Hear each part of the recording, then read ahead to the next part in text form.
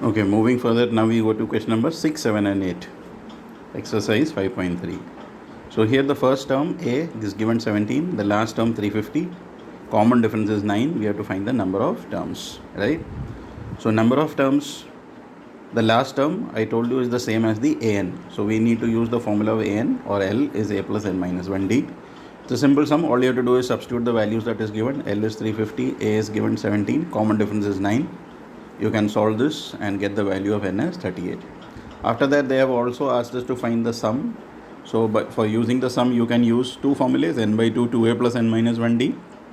Or in this question, since we know the first and the last term, we can also use the simpler formula, that is the second formula, n by 2 a plus l.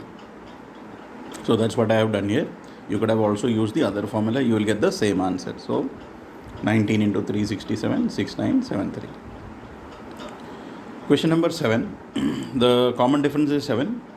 The 22nd term is 149. So what is the 22nd term? A plus 21d.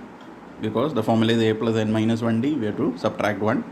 So a plus 22 minus 1, that is a plus 21d. So if you are finding the 22nd term, is a plus 21d.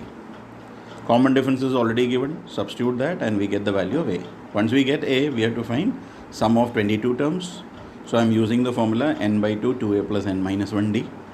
N value we know is 22. Sum of 22 terms means n is 22. A value we know, d value we know. So we are substituting here and we are getting the value of the sum of 22 terms, 1661, right? In question number 8, we have to find the sum of 51 terms. And we are given two clues that the second term is 14 and the third term is 18. Second term is 14 and the third term is 18. So what is the second term? Second term is a plus d. Because 2 minus 1, right? I told you always when the terms are asked, you'll have to subtract 1. So a plus d is 14. Third term is 18. So that will become a plus 2d equal to 18. Now we have two equations and you have already done linear equations in two variables. So we can do this by elimination. Subtract the two equations, a is getting cancelled. So minus d equal to minus 4. So d value comes out to be 4. Substitute the value of d as 4 in any of the equations, 1 or 2. I have substituted in 1.